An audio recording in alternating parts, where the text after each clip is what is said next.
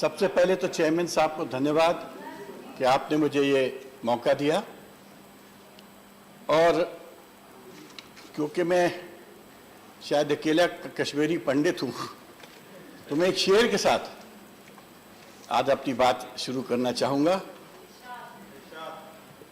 सबने अकेला छोड़ दिया, मैं भी देश का हिस्सा हूँ। सबने अकेला छोड़ दिया, मैं भी देश का हिस्सा हूँ। भटक रहा हूँ तन्हाई में, नहीं भूला कोई किस्सा हूँ। छीनी विरासत मुझे दिलाओ, मैं धोखे से अचंभित हूँ। छीनी विरासत मुझे दिलाओ, मैं धोखे से अचंभित हूँ। मुझसे मेरा दर्द ना पूछो, मैं एक कश्मीरी हूँ। और ये खाली मैं एज ए पंडित नहीं बोल रहा हूँ, मैं एज ए कश्मीरी बोल रहा हूँ। और कश्मीर में पंडित भी हैं, मुसलमान भी हैं, सिख भी हैं, डोगरा भी हैं, और सब पीड़ा में है। ये पीड़ा सबकी है। मैं before I go into the budget, I want to just say कि पिछले 5 साल and 254 days में either there was governor's rule or there was president's rule. आप सोचो 6 साल से उस पूरे एरिया में there's either governor's rule or president's rule. वहां के बजट को डिबेट करने के लिए वहां कोई लेजिस्लेचर नहीं है,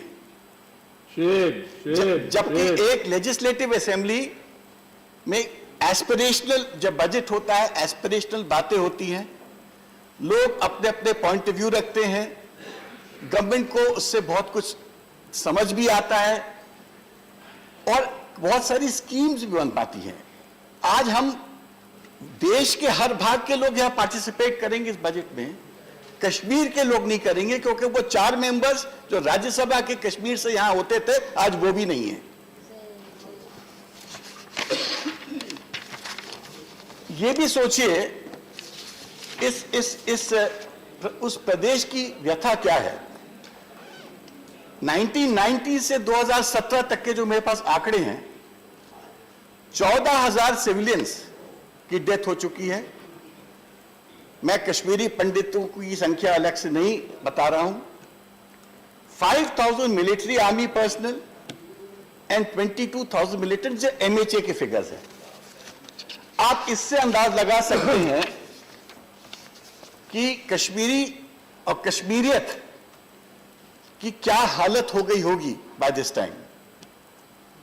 आई am reminded of a phrase by James Austin during the American revolution, taxation without representation is a tyranny.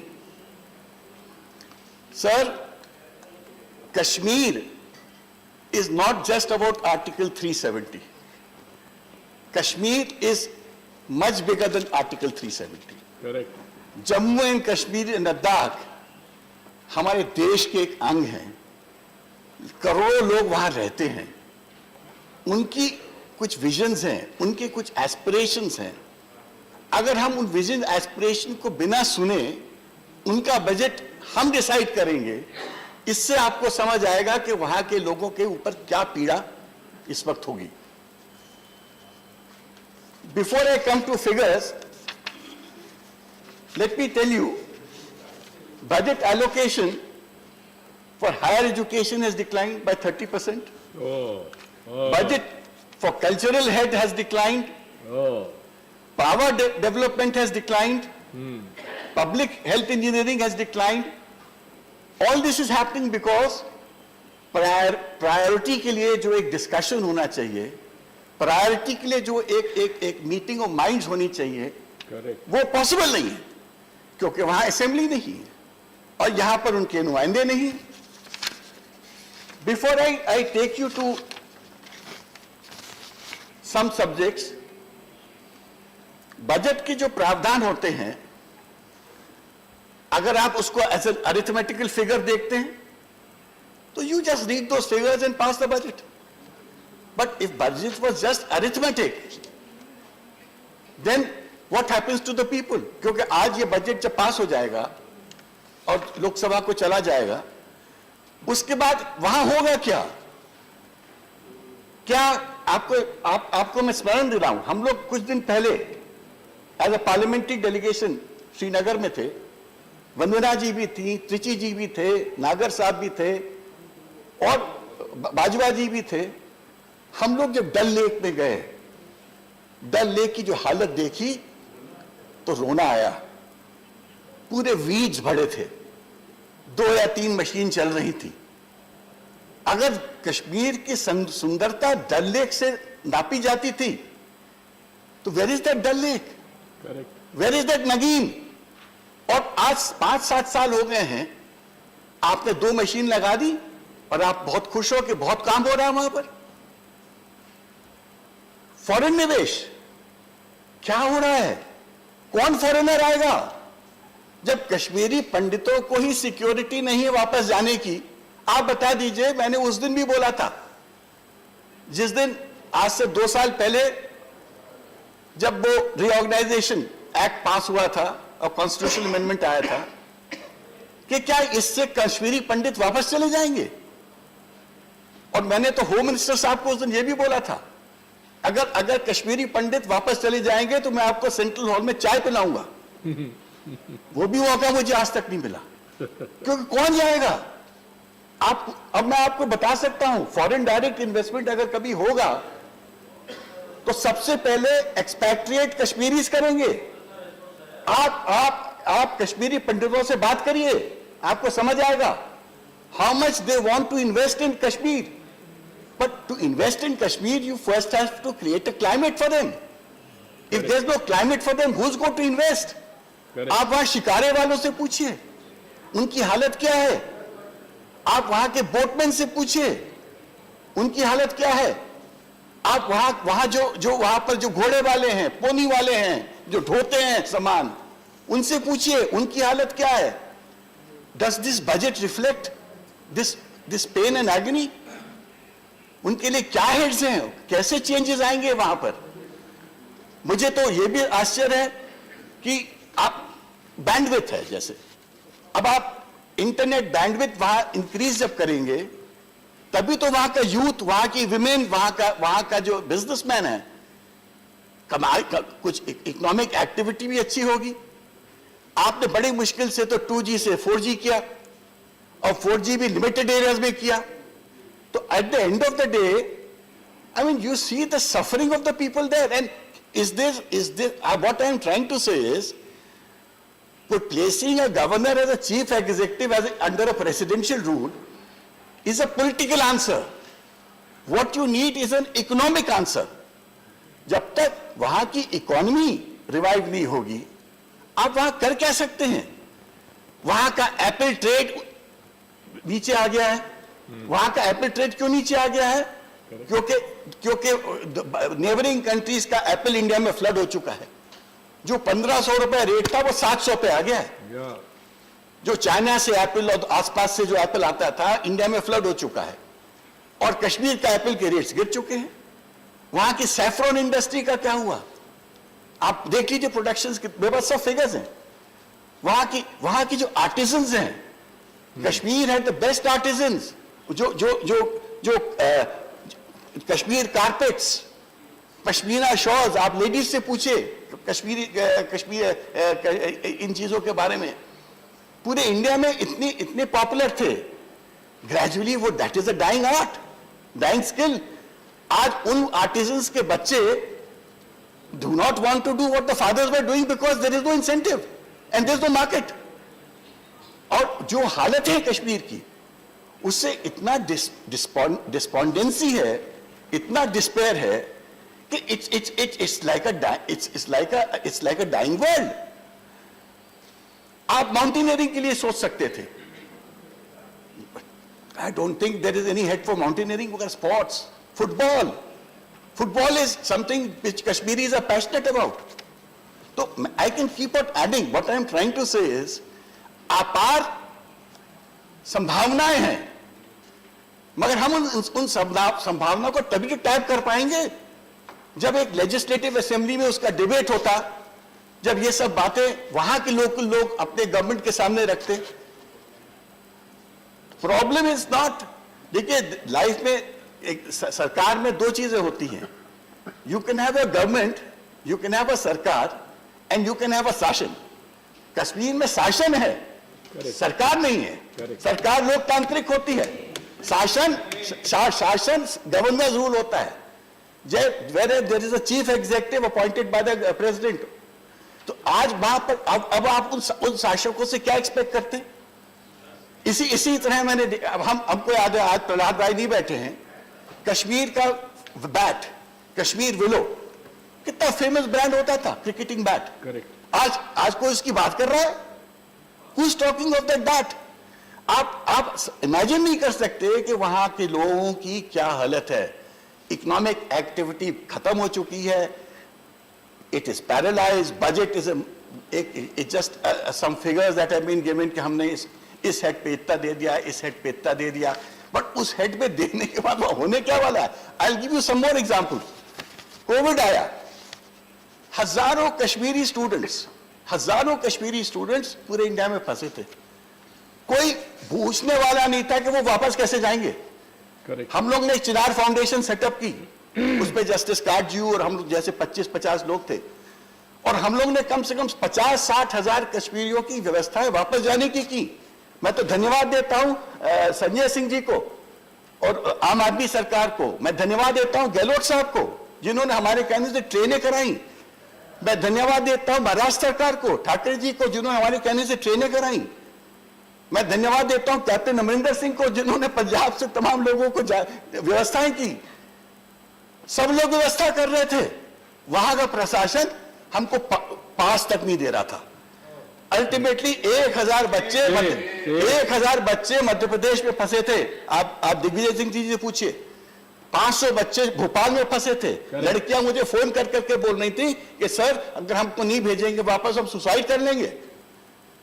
But I must thank Shivraj ji, हम लोग के कहने से उन्होंने बसेस की, क्योंकि कश्मीर एडमिनिस्ट्रेशन क्या था, हमारे पास कोई हेड नहीं है अपने लोगों को वापस लाने का।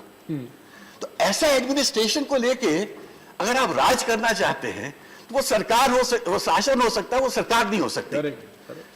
जनतंत्र, देखिए मान के चलिए राष्ट्रवाद बहुत अच्छी बात है, बट राष्ट्रवाद मानवता के बिना इज नो राष्ट्रवाद। नहीं तो वो राष्ट्रवाद है नाजी का, वो राष्ट्रवाद है जापान का।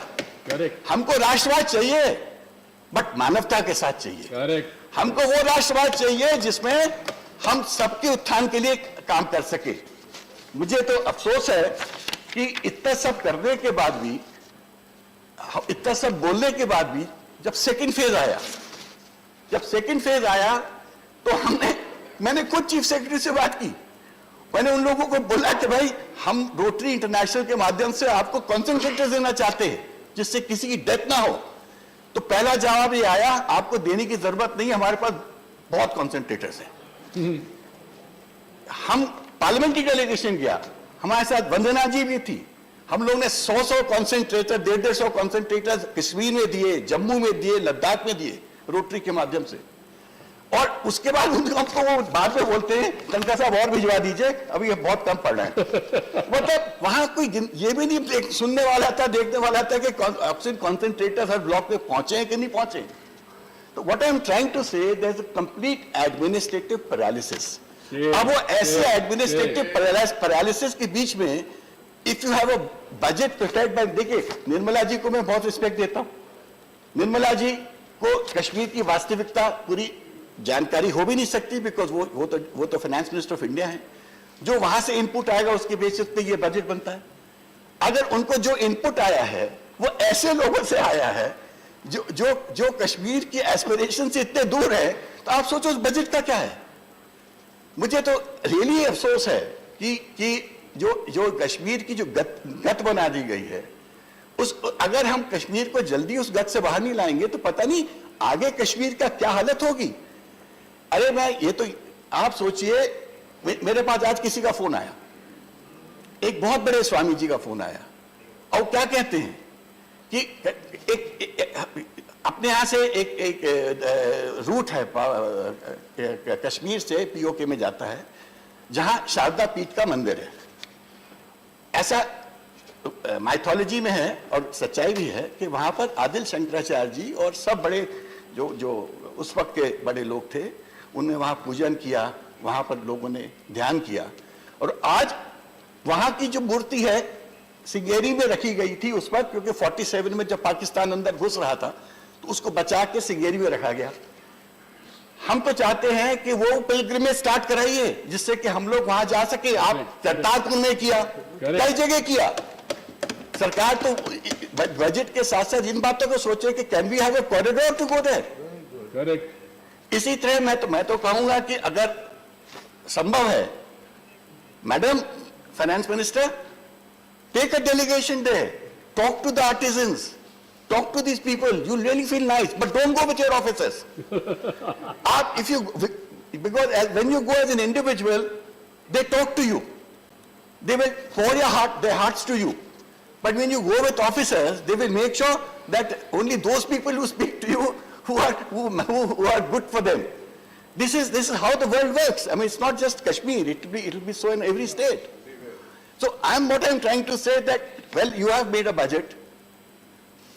In the Rajya Sabha, we have a very limited role just to point out what are the shortcomings of that budget. But the problem is that the larger issue is this budget meeting the aspirations of people? No. And if it is not meeting the aspirations of people, isn't it time for us to restore democracy in Kashmir? Isn't it time that 5 years and 49 days which we have spent under President's rule and Governor's rule, that comes to an end?